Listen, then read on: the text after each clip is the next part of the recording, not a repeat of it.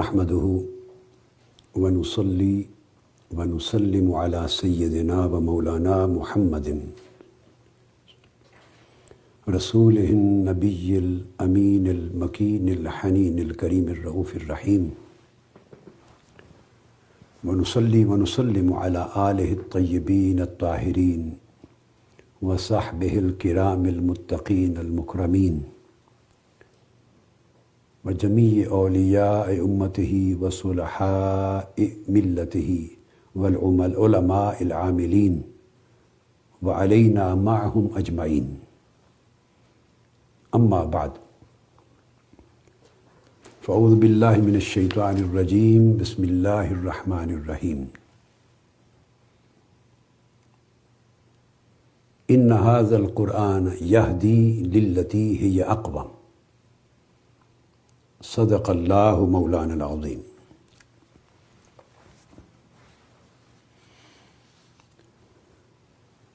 معزز سامعین و سامعات اور ناظرین و ناظرات، جملہ مشائخ و علماء کرام، اساتذہ، طلباء اور طالبات، اللہ رب العزت کا شکر ہے جس کی توفیق سے ہم اسلام میں جو عقائد صحیحہ ہیں ان کی صحیح تعبیر و تشریح کے حوالے سے قرآن و سنت کی روشنی میں ایک سلسلہ وار گفتگو کر رہے ہیں، جس کا عنوان ہے عقائد صحیحہ قرآن و سنت کی روشنی میں. پہلی 3 نشستوں میں ہم نے اللہ جل مجدہ کی توفیق سے صرف یہ نقطہ واضح کیا کہ اسلام کے باب میں عقائد صحیحہ کیا ہیں اور عقائد باطلہ کیا ہیں. عقائد اصول ہوں یا فروع، ان کی درست تعبیر و تشریح یا غلط تعبیر و تشریح، اس میں فرق کرنے، امتیاز کرنے کا پیمانہ کیا ہے، اس میتھوڈولوجی اور اس فارمولہ کی اہمیت پر، ضرورت پر اور ناگزیریت پر، انڈسپینسبلٹی، اس پر بات کی. یہ اسٹیبلش کرنے کی کوشش کی کہ جب تک ایک واضح میتھوڈولوجی قرآن و حدیث یعنی کتاب و سنت کی روشنی میں ہم اپنے سامنے نہیں رکھیں گے اور خود کو اس اصول، قاعدے اور ضابطے اور فارمولے کا پابند نہیں بنائیں گے، قرآن و سنت کے حوالے سے عقائد اور احکام اور اساسی تعلیمات جن پر ایمان اور کفر کا دار و مدار ہوتا ہے یا ہدایت اور ضلالت یعنی گمراہی کا دار و مدار، اس وقت تک ہم کبھی دین کی صحیح تعلیم نہیں دے سکتے اور امت کو یا عامت الناس کو ہم صحیح رہنمائی فراہم نہیں کر سکتے.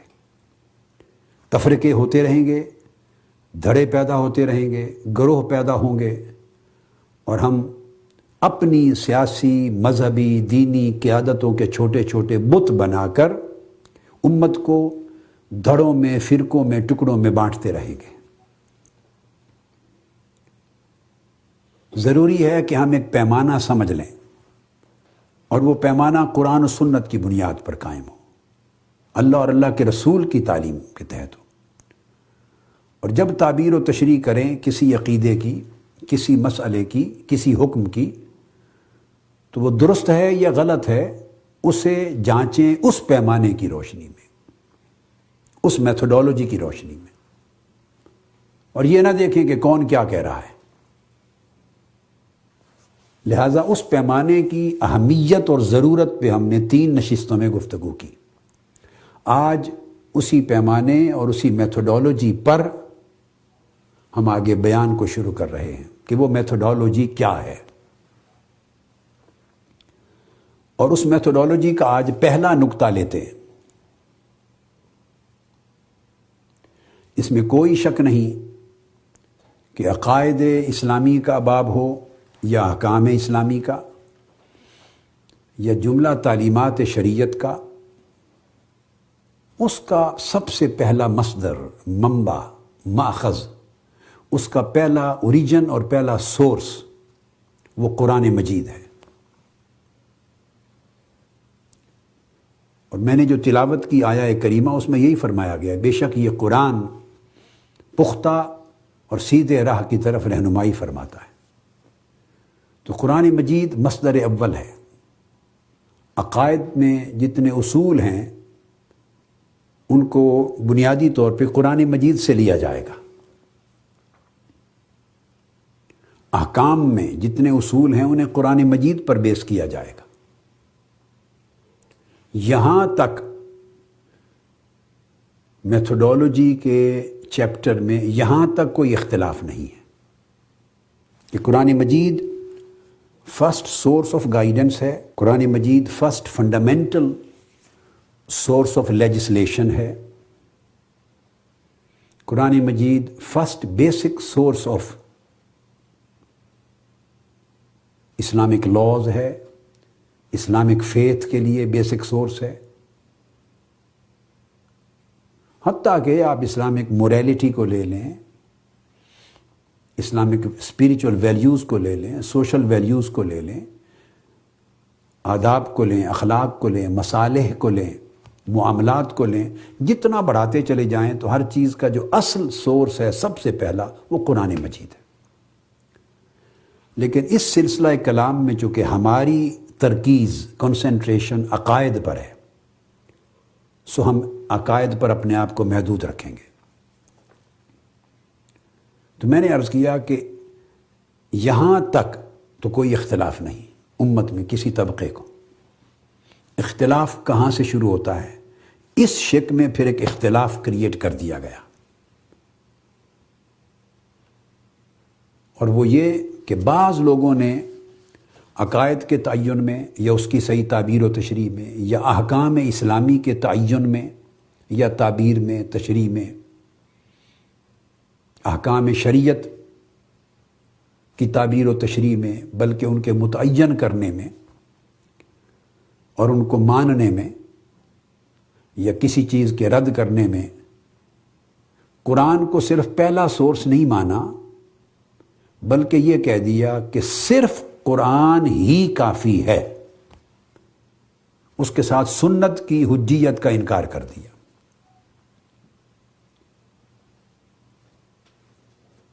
اور یہ جب کہہ دیا کہ ہم صرف قرآن کو حجت مانتے ہیں تمام دینی دنیا معاملات میں،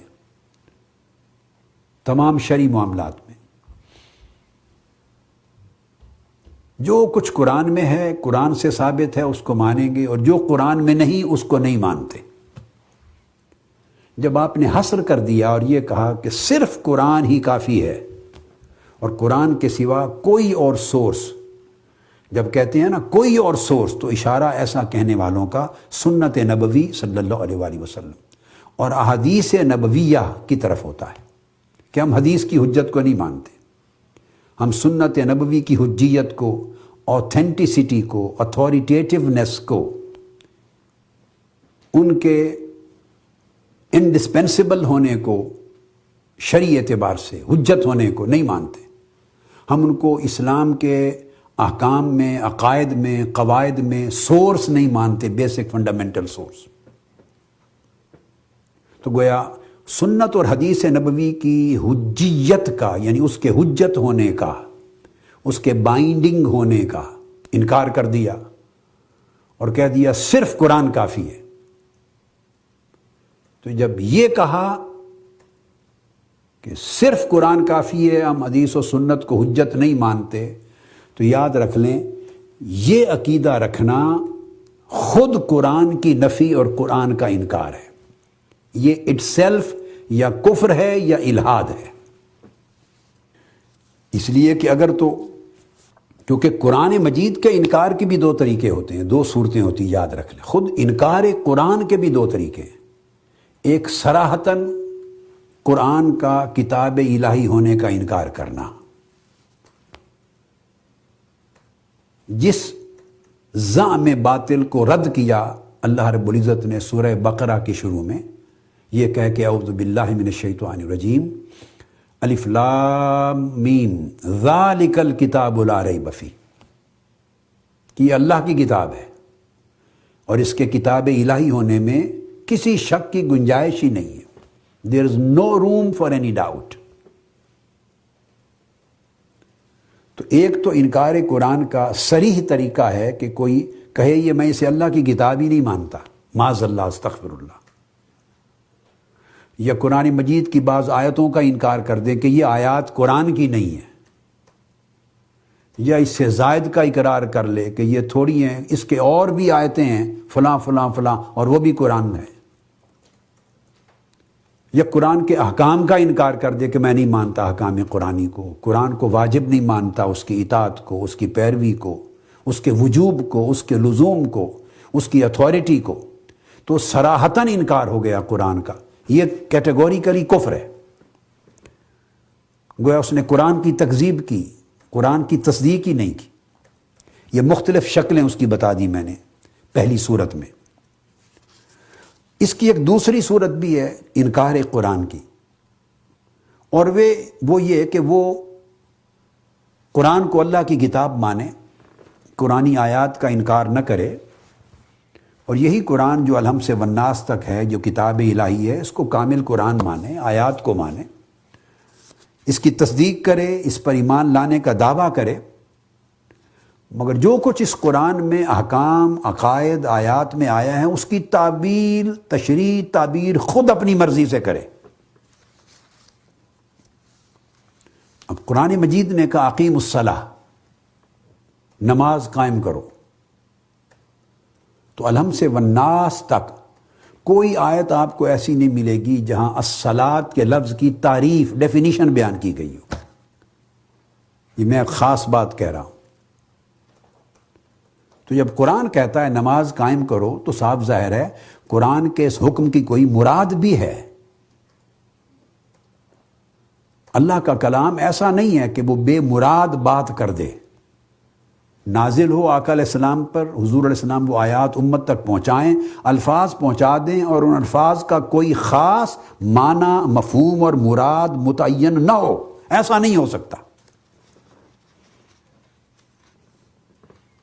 جس کلام کا متعین معنی اور مراد ہی کوئی نہ ہو تو وہ تو کلام لغو ہو گیا، معاذ اللہ استغفر اللہ العظیم، اور الٹیمیٹلی وہ کلام باطل ہو جاتا ہے.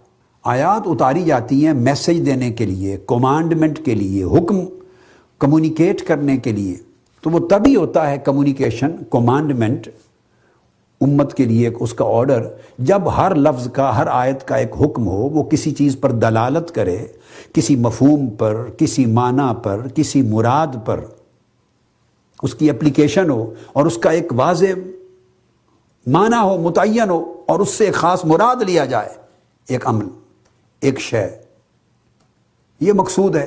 تو اگر وہ قرآن کے اس معنی اور مراد کا انکار کرے اور اپنی مرضی سے، ہر شخص چاہے کہ میں اپنی مرضی سے معنی کروں گا، تو پھر کیا ہوگا؟ اس سے پوچھا جائے گا کہ اقیم الصلاۃ کا کیا معنی ہے؟ نماز، صلاۃ قائم کرو. اور الحمد سے والناس تک میں نے جیسے کہا، قرآن مجید میں ایک آیت بھی ایسی نہیں جہاں لفظ الصلاۃ، نماز، اس کی تعریف کی گئی ہو کہ اس سے مراد اس طرح اللہ کی عبادت کرنا ہے. ایک حیات قضائیہ، ایک حیات ہے اللہ اکبر کرنا. ہاتھ یہاں سینے پر کوئی باندھ رہا ہے، یا ناف پر کوئی، یا ناف کے نیچے باندھ رہا ہے، یا کھلے چھوڑ رہا ہے، میں اس سے بحث نہیں کر رہا ہوں.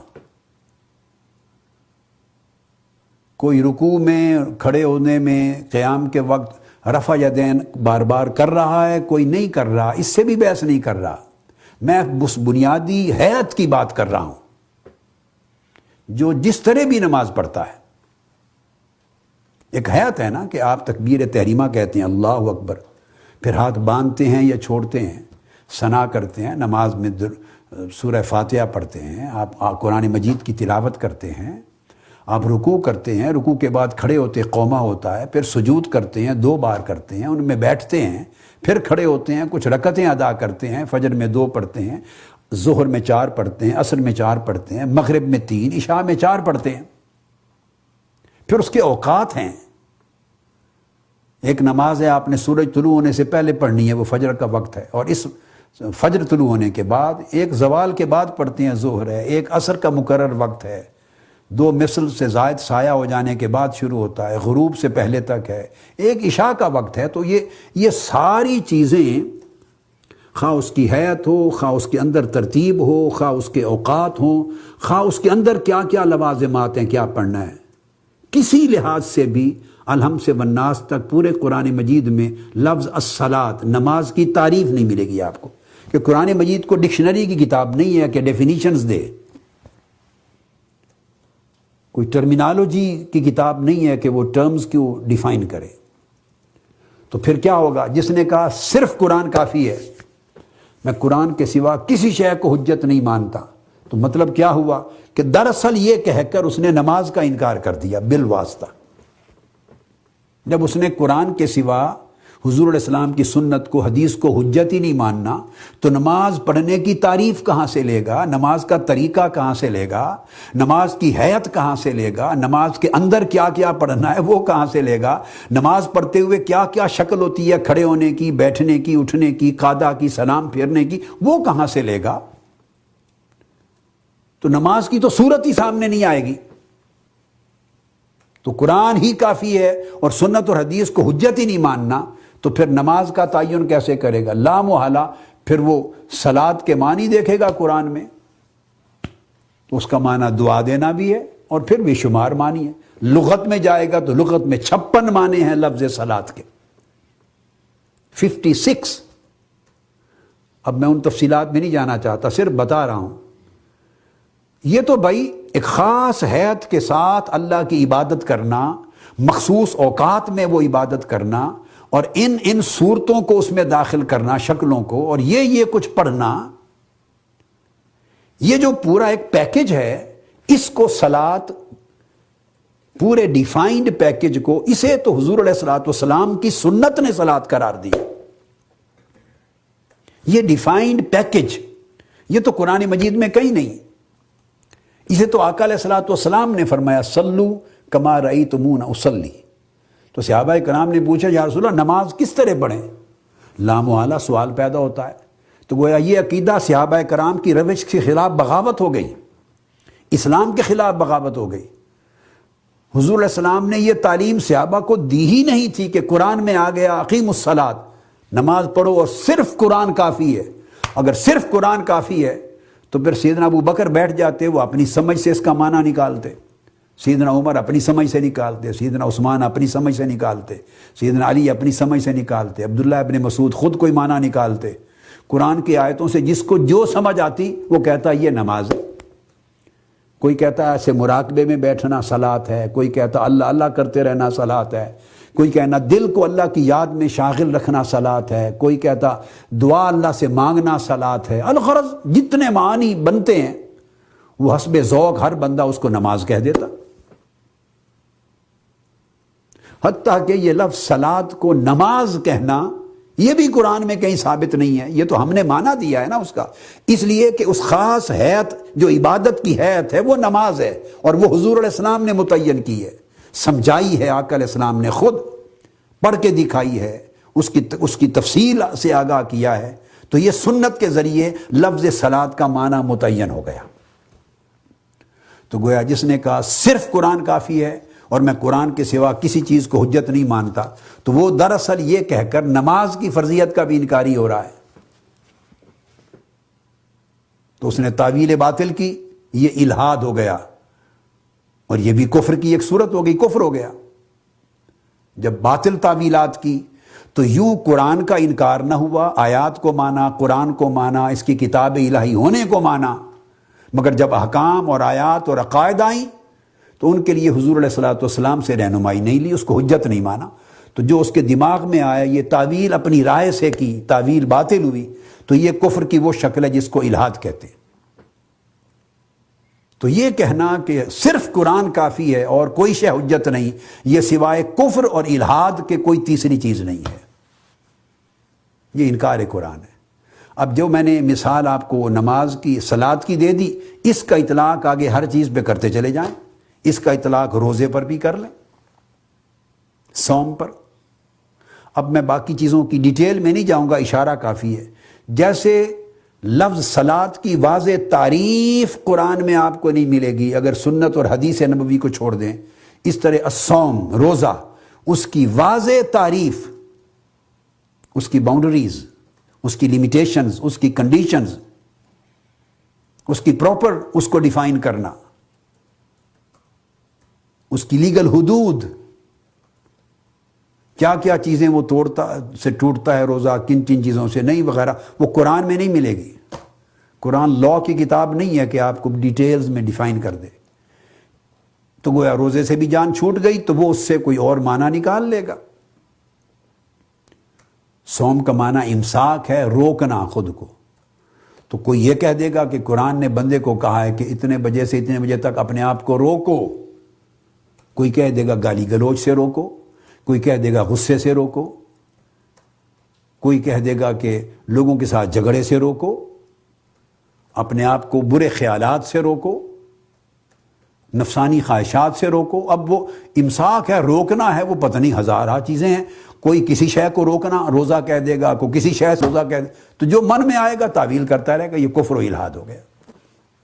اس طرح زکوٰۃ کا حکم دیا، زکوٰۃ دو، قرآن مجید میں زکوٰۃ کی تعریف نہیں ملے گی آپ کو، اس کا نصاب نہیں ملے گا، کتنے مال پر زکوٰۃ ہوتی ہے، کتنی مدت کے بعد ہوتی ہے، کس کس شے پر ہوتی ہے، کس کس پر واجب ہے، نہیں ہے۔ صرف مدات بیان کر دی ہیں کہ جن پر لگتی ہے، جن کو دے سکتے ہیں۔ تو گویا نماز سے بھی گئے، روزے سے بھی گئے، زکوٰۃ سے بھی گئے، اس طرح حج سے بھی گئے۔ حج کے فرض ہونے کا ذکر آ گیا، مگر جس ترتیب سے آپ حج کرنے جاتے ہیں، ہر کوئی کسی نہ کسی دن جاتا ہی ہے نا۔ اور جو لوگ یہ کہتے ہیں کہ صرف قرآن کافی ہے، ہم کسی شے کو نہیں مانتے، وہ غالباً ان میں سے کوئی عمل بھی نہیں کرتے، وہ نام کے مسلمان ہیں، جھوٹا نام ہے ان کا عنوان۔ وہ حج کیا کریں گے؟ حتیٰ کہ وہ تو کعبے کو بھی نہیں مان سکتے۔ قرآن نے کعبے کا ذکر ضرور کیا، مگر جیوگرافیکلی، جغرافیہ میں قرآن نے ہاتھ لگا کے بتایا کہ اس گھر کا نام کعبہ ہے، اس کالے رنگ کا جو غلاف ہے، اس پتھر کا جو کمرہ بنا ہوا یہ کعبہ ہے، کہ قرآن نے انگلی لگا کے بتایا ہے؟ جغرافیہ کی کتاب تو نہیں ہے، قرآن نے اس کا کب جغرافیہ بتایا ہے؟ کوئی کہہ دے گا جو صرف قرآن کو کافی کہتا ہے، وہ کہتا کہ کیا قرآن نے تو بتایا ہی نہیں کہ یہ جو کمرہ ہے یہ گھر کعبہ ہے؟ ممکن ہے اس فاصلے پر، 1 میل فاصلے پر کوئی اور تھا، وہ مسمار ہو گیا۔ کوئی کہے گا کہ دوسری چوتھی گلی میں ایک اور تھا، وہ مسمار ہو گیا۔ اگر آپ کہیں گے کہ یہی کعبۃ اللہ ہے تو قرآن سے لائیں نکال کے کہ یہی کعبۃ اللہ ہے۔ اس نے کوئی میجرمنٹس کر کے تو نہیں بتائیں کہ فلاں جگہ سے اتنے فاصلے پر، فلاں جگہ سے اتنے فٹ پر، کیا ہے؟ تو آپ تو کعبے کو کعبہ ہی نہیں مان سکتے۔ عرفات کو، مینا کو، مزدلفہ کو، کسی شے کو نہیں مان سکتے، صفا مروہ کو۔ قرآن مجید نے بھائی ان جگہوں کا نام لیا ہے، آپ کو ان کا جغرافیہ، میجرمنٹس بتا کے نشاندہی تو نہیں کی کہ یہ جگہ، یہ میدان ہے، یہ پہاڑ ہے۔ یہ سب کچھ کیا ہے؟ یہ اجماع کے ساتھ چلا آ رہا ہے، نسلاً بعد نسلاً۔ آقا علیہ السلام نے تعینات کیے ہیں، یہ تعینات محمدی ہیں صلی اللہ علیہ وآلہ وسلم۔ ان کو آقا علیہ السلام نے مقرر کیا ہے، ان جگہوں کو جو قرآن نے بیان کی تھی، فرمایا یہ کعبہ ہے، یہ حجر اسود ہے، یہ حتیم ہے، یہ مطاف ہے، یہ صفا اور مروہ ہے، یہ مینا ہے، یہ مزدلفہ ہے، یہ عرفات ہے۔ پھر اس کا طریقہ ہے۔ اب قرآن مجید نے احرام کا ذکر کر دیا، اب پورے قرآن میں بتا دیجئے کہ احرام کی تفصیل کہیں قرآن نے دی ہو کہ اس طرح کی 2 چادریں ہوتی ہیں اور اس میں یہ شرائط ہوتی ہیں۔ احرام کی کیا شرائط؟ پھر میقات ہیں، کہاں باندھنا ہے احرام اور کہاں چھوڑنا ہے، کب چھوڑنا ہے۔ قرآن نے تو کسی چیز کو ڈسکس نہیں کیا، صرف ایک بیسک کانسیپٹ دے دیا، ایک ٹرم دے دی ہے۔ اب بھائی ان کو متعین کون کرے گا؟ ان کی ڈیٹیلز کون متعین کرے گا؟ انہیں باقاعدہ ڈیمونسٹریشن کے قابل کون بنائے گا؟ پریکٹس کے قابل کون بنائے گا؟ ان کو پورے طور پہ اس کی فزیکل جو اس کی ایک فارم ہے فارملائز کون کرے گا؟ وہ قرآن تو نہیں کرتا، وہ تو سنت نبوی اور حدیث نبوی نے کیا۔ اس کے حجت ہونے کا آپ نے انکار کر دیا تو سارا دین اڑ گیا، حج بھی گیا، زکوٰۃ بھی گئی، روزہ بھی گیا، نماز بھی گئی۔ اسی طرح باقی عقائد کو لے لیں تو عقائد کی آیات ہیں، ان کی تفصیلات ہیں، قرآن مجید ان کی تفریعات، ان کی برانچز اور ان کی تشریحات اور ان کی تعبیرات آگے نہیں کرتا۔ تو مطلب بات کا یہ ہے کہ یہ کہہ دینا کہ صرف قرآن کافی ہے، میں میتھوڈولوجی کی بات کر رہا ہوں، جو لوگ عقیدے کا، عقائد کا فیصلہ اور احکام کا اور دین کا فیصلہ صرف قرآن کو حجت جان کر محض قرآن سے کرنا چاہتے ہیں، وہ دراصل قرآن کا بطلان کر رہے ہیں، ابطال کر رہے ہیں، جھٹلا رہے ہیں، تکذیب کر رہے ہیں، انکار قرآن کر رہے ہیں، پورے دین کا انکار کر رہے ہیں۔ دراصل وہ پورے دین سے گریز چاہتے ہیں، پورے دین سے گریز چاہتے ہیں اور دین سے چھٹکارا چاہتے ہیں، اور چھٹکارا چاہنے کے لیے ایک آسان طریقہ تلاش کر لیا انہوں نے کہ نام بھی رہے اور کام سے جان بھی چھوٹ جائے، تو یہ کہہ دیا کہ صرف قرآن کافی ہے۔ اب صرف قرآن کافی ہے تو اس سے آپ کو دین کی کوئی عملی شکل ہی پیدا نہیں ہوتی۔ لہٰذا یہ کفر و الحاد ہے۔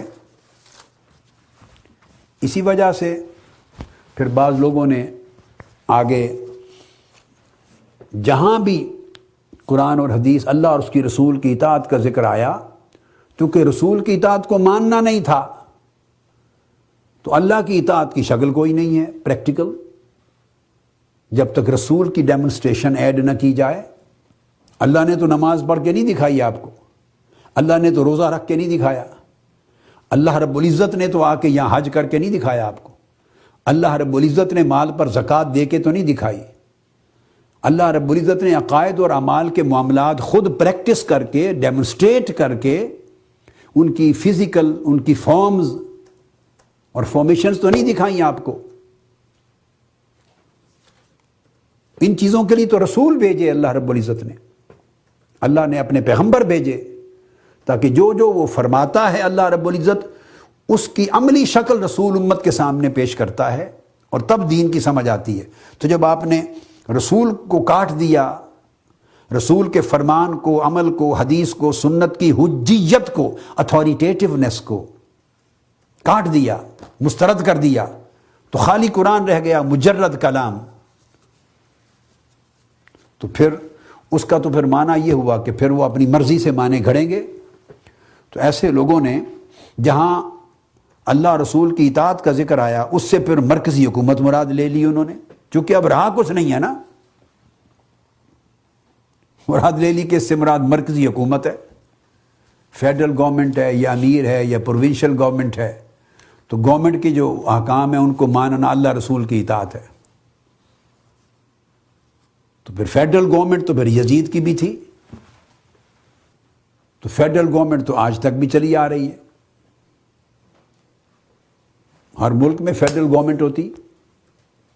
تو دیکھو نا، دین بکھر گیا، دین ختم ہو گیا، تو ایک مذاق اڑا دیا دین کا۔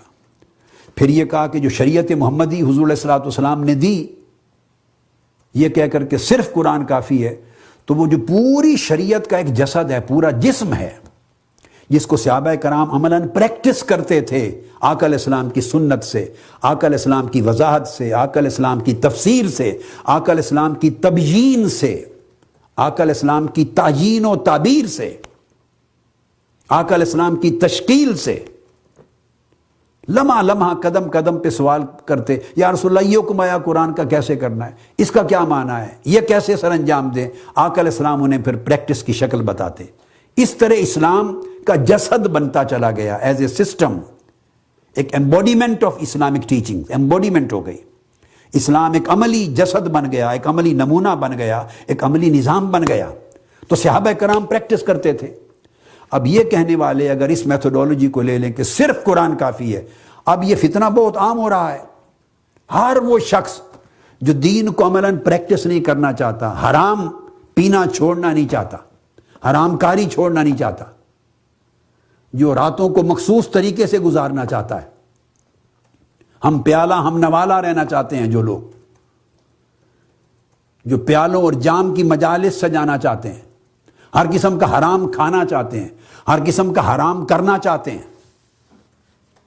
آداب، اخلاق، شرم اور حیا کی قدروں کو ٹھکرانا چاہتے ہیں، مادر پیدر آزاد زندگی چاہتے ہیں، انہوں نے اس کو اپنا رکھا ہے، اس فلسفے کو، اور اپناتے چلے جا رہے ہیں، چونکہ آسانی سے چھوٹ مل جاتی ہے۔ سنت کو چھوڑا، حدیث نبوی کو چھوڑا، احکام رسالت کو چھوڑا، خالی قرآن رہ گیا۔ جب قرآن میں گئے تو کسی شے کی تعبیر، تشریح، تعیین، پریکٹیکل ڈیمونسٹریشن ہی نہیں، تو جو جی میں آیا مانا کرتے چلے گئے۔ تو اس لیے انہوں نے کہا کہ پھر وہ جو شریعت حضور علیہ السلام نے دی تھی وہ صرف اپنے ان کے زمانے کے لیے تھی۔ وہ عربوں کا دور تھا، 14-15 صدیاں پہلے کا دور تھا، ان کا ایک مخصوص کلچر تھا، ایک مخصوص ان کے سوشل سرکمسٹانسز تھے، ان کے مخصوص سوشو پولیٹیکل سرکمسٹانسز تھے، مخصوص اکنامک کنڈیشنز تھیں، مخصوص کلچرل کنڈیشنز تھیں، ان کے مطابق حضور علیہ السلام نے پریکٹس کر کے دکھایا۔ سو وہ شریعت اس عہد مبارک کے لیے، صرف اس زمانے کے لیے تھی، اس کے بعد ہمارے لیے نہیں ہے۔ شریعت کا بھی انکار کیا ہی شریعت۔ اب ہم اسلام پر عمل کیسے کریں گے، یا ان احکام کی عملی شکل کیا ہوگی جو پارلیمنٹ متعین کرے گی؟ اب یہ انہوں نے تصور بنایا، جو مجلس شورا جس کو متعین کرے گی، جو ڈیفائن کرتی چلی جائے گی، تو یہ ایبسلیوٹ ڈیموکریسی بن گئی۔ دین پر بھی جو وہ نماز کہہ دیں، جو روزہ کہہ دیں، جو اس کی حدود مقرر کر دیں، جو اس کے نصاب کو مقرر کر دیں، جو چاہیں کر دیں، جس کو لاگو کر دیں حکم کو، جس کو معطل کر دیں۔ تو پارلیمنٹ کو بنا دیا گویا شریعت کا بنانے والا۔ تو الغرض ایسا سوچنے سے دین کی ٹوٹلی نفی ہو جاتی۔ یہ میں نے آپ کو ایک انالیسس دیا ہے۔ اب اسی تصور کو آگے ہم لے کے بڑھتے ہیں، کیونکہ بڑا امپورٹنٹ سبجیکٹ ہے، اور یہ آج کے دور میں بہت اہمیت اختیار کرتا جا رہا ہے۔ یہ فتنہ بہت بڑھتا چلا جا رہا ہے۔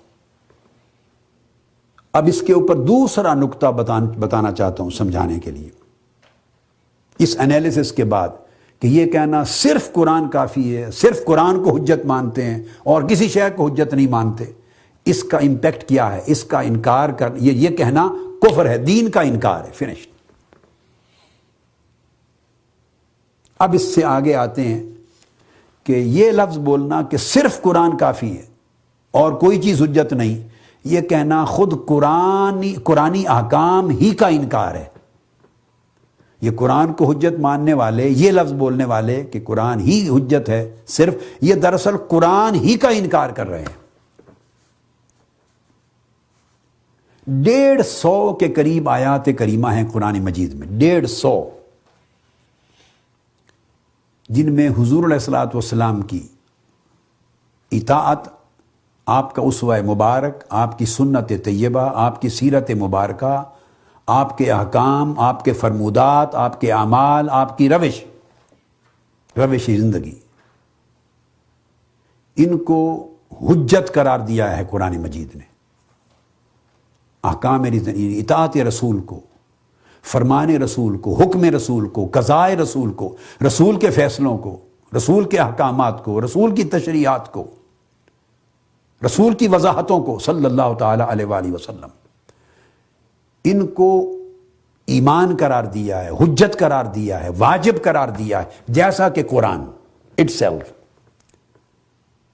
مختلف الفاظ اور مختلف صیغوں کے ساتھ 150 آیات کریمہ ہیں قرآن مجید کی۔ اتنی بات ذہن میں رکھ لیں۔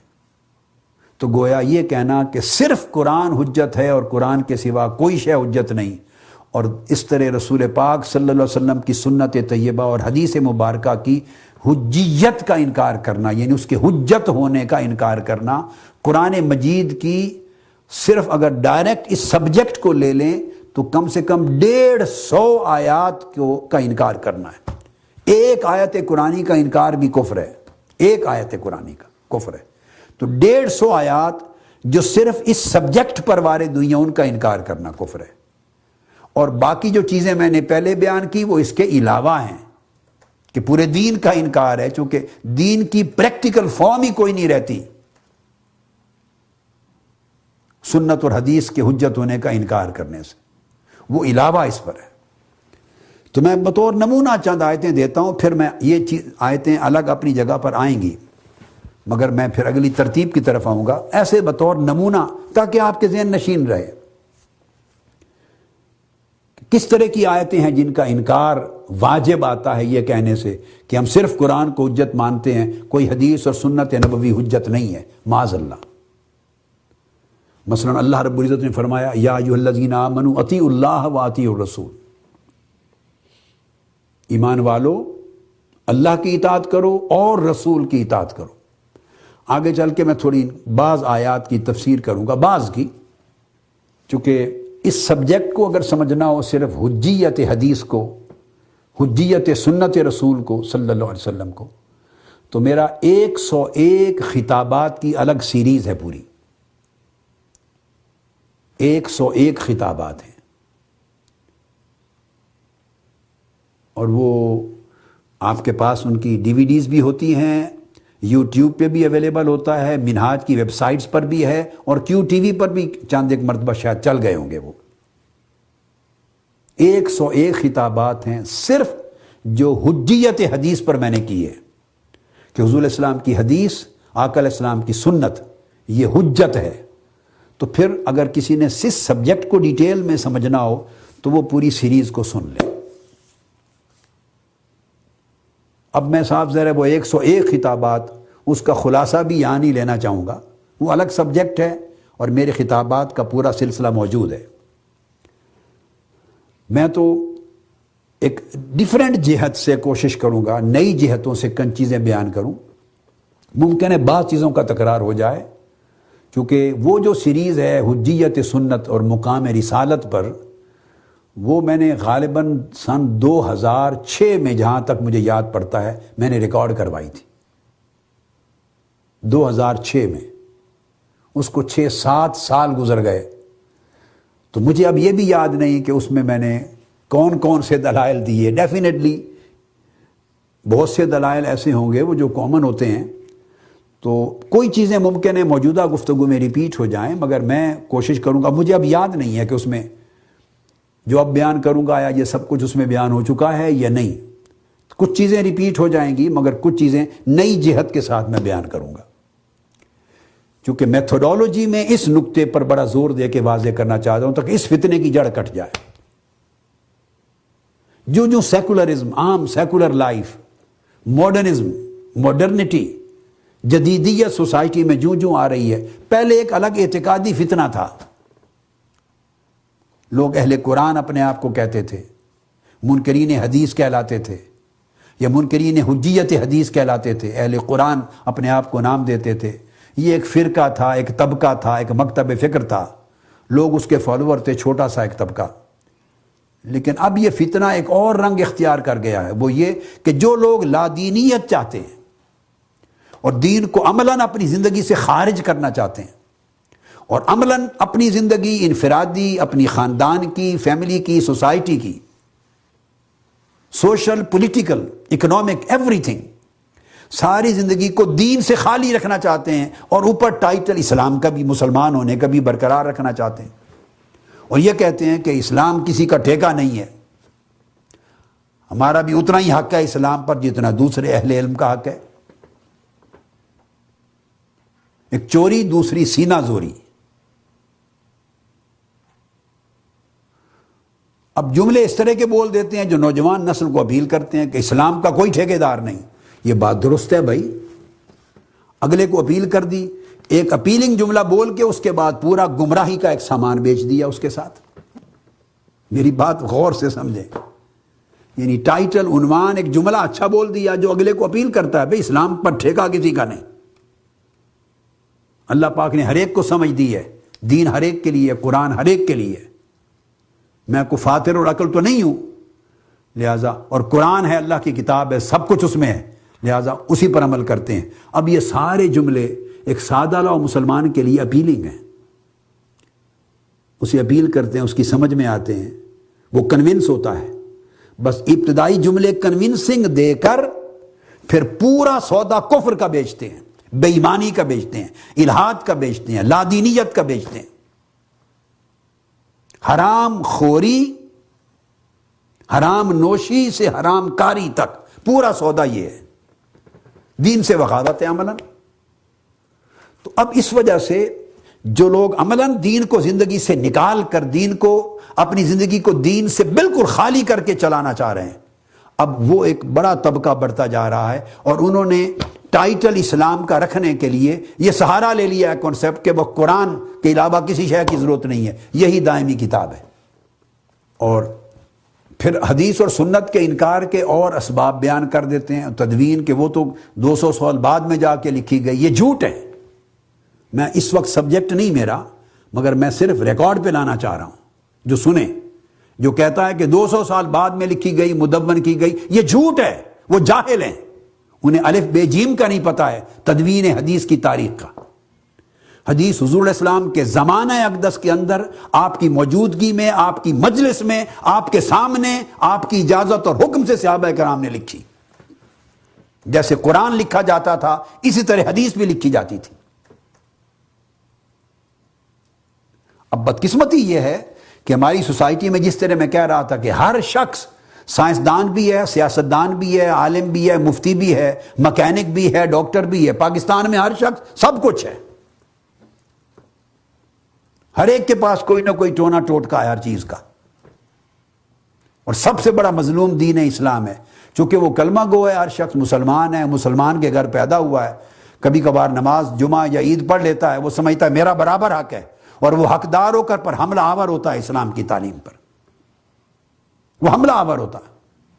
اگر وہ ایسی بات کوئی ڈاکٹر ہے کہے بیٹھ کر، جو MBBS ڈاکٹر ہے یا اسپیشلسٹ ہے، میڈیکل ڈاکٹر ہے، تو اس کے میڈیکل فن کے پروفیشن میں کوئی مداخلت کرنا چاہے تو اس کو روکے گا۔ تم کون ہوتے ہو؟ تم نے MBBS کیا ہے؟ تم نے اسپیشلائز کیا ہے؟ میں نے اتنی زندگی صرف کی ہے سبجیکٹ کو پڑھنے میں، بجائے، اور میری اسپیشلٹی ہے، میرا ایکسپیرینس ہے، تم کون ہو اس میں؟ کویک ہو، ان پڑھ ہو، اور تم اس کے اوپر لوگوں کے علاج کرتے ہو، سجیسٹ کر رہے ہو۔ بالکل جائز بات ہوگی، مداخلت نہیں کرنے دے گا۔ جس طرح بھائی تم اپنے سبجیکٹ میں اسپیشلٹی یا مداخلت نہیں کرنے دے رہے، تو دین تم نے کہاں سے پڑھ لیا ہے؟ کتنے سال لگائے ہیں قرآن کی تفسیر پڑھنے میں، حدیث پڑھنے میں، اصول پڑھنے میں، اصول حدیث پڑھنے میں، تاریخ حدیث پڑھنے میں، تاریخ تفسیر پڑھنے میں، اصول فقہ پڑھنے میں، قواعد پڑھنے میں، اصول اعتقاد پڑھنے میں، پھر ان کے خلافیات کو پڑھنے میں، پھر اس کی سمجھنے کے لیے صرف و نحو اور عربی ادب کو پڑھنے میں کتنے سال لگائے ہیں؟ آپ نے بھائی دنیاوی تعلیم کے لیے تو 16، 18، 20 سال، 24 سال تک PhD کرنے تک پڑھتے گئے، اور 25 سال لگ جاتے ہیں پورے، اس پہ تو تم نے 25 سال لگائے، تو آپ کا رائٹ ہے کہ کہیں کہ کوئی اور اس میں مداخلت نہ کرے۔ دین پر تم نے 25 ماہ بھی نہیں لگائے، 1 مہینہ بھی نہیں لگایا پراپر۔ انگریزی کتابوں سے آپ نے کچھ مختلف لوگوں کی لکھی ہوئی کتابیں پڑھ لی، اردو کی کتابیں پڑھ لی۔ بھئی دین بھی ایک علم ہے، سائنس ہے، سبجیکٹ ہے، اس کے اصول ہیں، قواعد ہیں، ہزارہ کتابیں اس پر لکھی گئی ہیں۔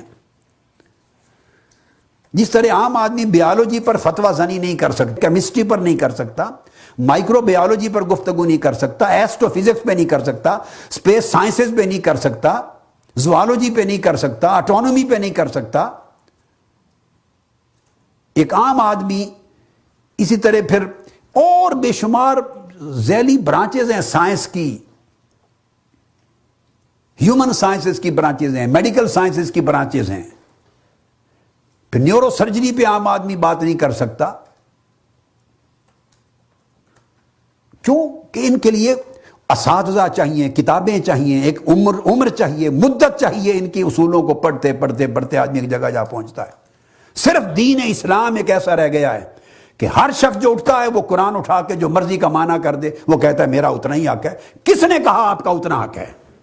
آپ کا حق اتنا ہی ہے مسلمان ہونے میں، مسلمان کہلانے میں۔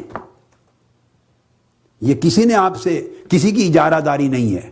وہ یہ ہوتا ہے کہ اجارہ داری نہیں ہے، کوئی ٹھیکیدار نہیں ہے۔ اس کا مطلب ہے کہ ہندوازم کی طرح کا تصور نہیں ہے کہ جیسے برہمن ہوتے ہیں کہ فلاں قبیلے کے لوگوں کا قبضہ ہے اسلام پر، فلاں برادری کا قبضہ ہے اسلام پر، فلاں طبقات کا قبضہ ہے اسلام پر، اس میں اونچ اور نیچ کا فرق ہے، اور وہ قرآن کا علم کوئی اور نہیں لے سکتا، غریب نہیں لے سکتا، صرف امیر لے سکتا ہے، وغیرہ وغیرہ۔ یہ معنی ہے کہ کوئی ٹھیکیدار نہیں، کہ ہر شخص کو حق ہے کہ قرآن کی تعلیم لے۔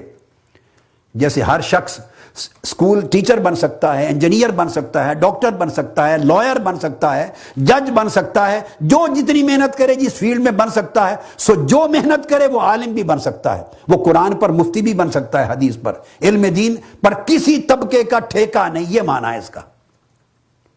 یہ معنی نہیں ہے کہ 2 دن بھی قرآن اور حدیث اور تفسیر کو پڑھنے پہ نہ لگائے اور پھر محدث بھی کہلائے، مفسر بھی بنے، فتوے بھی دے، رائے بھی دے، اور قرآن کی آیات کی شرح بھی بیٹھ کے بیان کرے۔